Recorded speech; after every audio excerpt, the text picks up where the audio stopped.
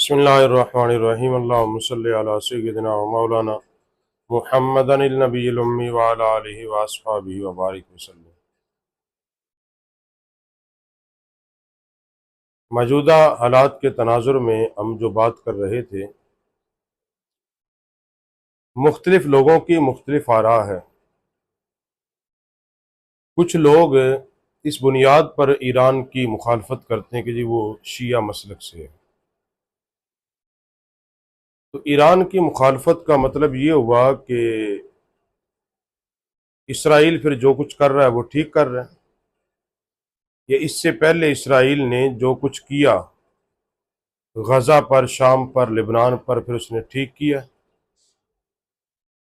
جواب دیتے ہیں جی نہیں، غلط کیا ہے، پھر اب بھی وہ غلط کر رہا ہے۔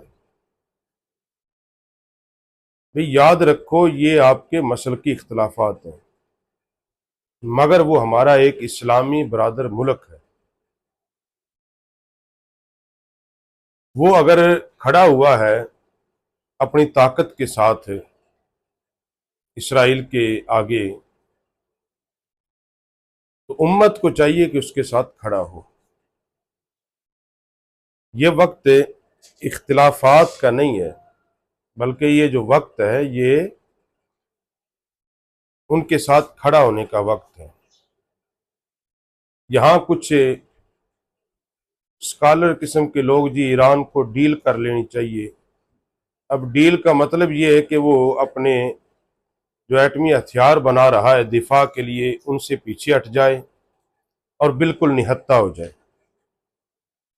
اسلام کی ایسی کون سی تعلیمات ہیں کہ جن میں یہ کہا گیا ہو مسلمانوں کے کہ آپ کافروں سے ڈیل کر لیں؟ ہمیں تاریخ میں کوئی ایسی مثال نہیں ملتی۔ جب کفر آ کے مسلط ہو گیا تو پھر 313 بھی نکلے ہیں، پھر 3000 کے مقابلے میں 1000 بھی نکلے ہیں، پھر 3 لاکھ کے مقابلے میں 30,000 بھی نکلے ہیں، اور پھر لاکھوں کے مقابلے میں 72 بھی نکلے ہیں۔ جب کھڑے ہونا ہے تو پھر کھڑے ہونا ہے۔ تو بات یہ ہے کہ وہ کیوں ڈیل کریں؟ کیا ایٹمی ہتھیار بنانا اور جنگی ساز و سامان بنانا صرف یورپ اور مغرب کا حق ہے؟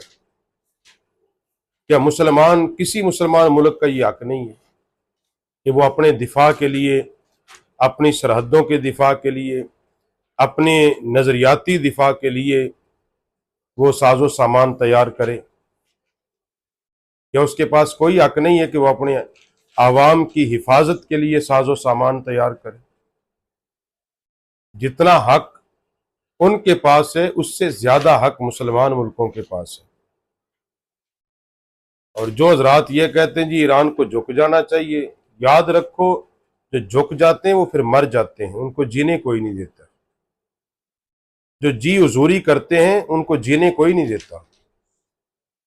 جب تک آپ ظالم کی آنکھوں میں آنکھیں ڈال کے کھڑے نہیں ہوں گے، جب تک آپ ظالم کو اس کا جواب، اینٹ کا جواب پتھر سے نہیں دیں گے، وہ کبھی بھی نہیں رکے گا۔ حضرت سعدی رحمۃ اللہ علیہ نے یہی تو بات کہی تھی، فرمایا تھا کہ مظلوم ہی سب سے بڑا ظالم ہے۔ پوچھا تھا کیوں؟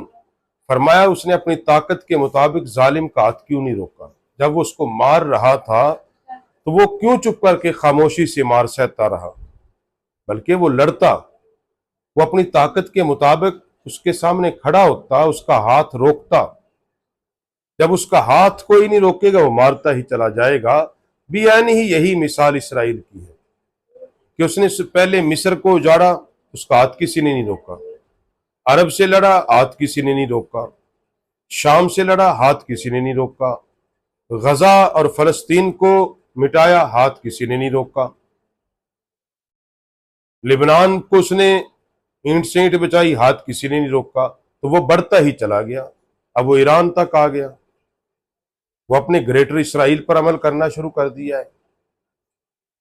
تو بھائی جب تک آپ اس کو روکیں گے نہیں اور صرف یہ کہیں گے کہ ہم بڑے مظلوم ہیں، بھائی مظلوم کے پاس جتنی طاقت ہے اپنی طاقت کے مطابق لڑے تو صحیح، روکے تو صحیح، تاکہ اس کا تاریخ میں جو نام لکھا جائے وہ یہ نہ لکھا جائے کہ یہ बिल्कुल खामोशी से मार खाता रहा, बल्कि ये लिखा जाए कि इसने मुज़ाहमत की थी, ये लड़ा था। तो ईरान इस वक्त अपनी ताकत के मुताबिक जो लड़ रहा है वो 100% ठीक कर रहा है, बल्कि उसको मजीद ताकत के साथ लड़ना चाहिए, कुव्वत के साथ लड़ना चाहिए। वो अली के मानने वाले हैं और अली के मानने वाले कभी झुकते नहीं हैं, और उनको हकीकत में ये साबित करना पड़ेगा कि हम हकीकी तौर पर अली के मानने वाले हैं और हम करबला वालों के मानने वाले हैं।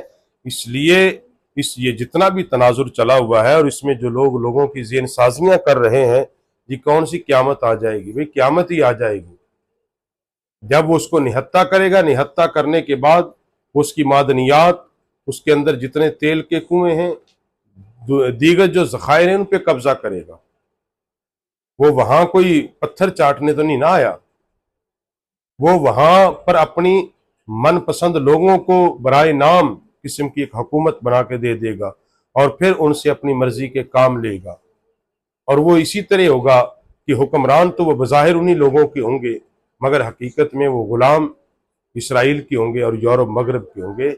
इसलिए ये बराबरी की बुनियाद पर ही इस्लाम का तसव्वुर है कि अगर ताल्लुकात कायम करने तो गुलामी की बुनियाद पर नहीं, बराबरी की बुनियाद पर कायम करें।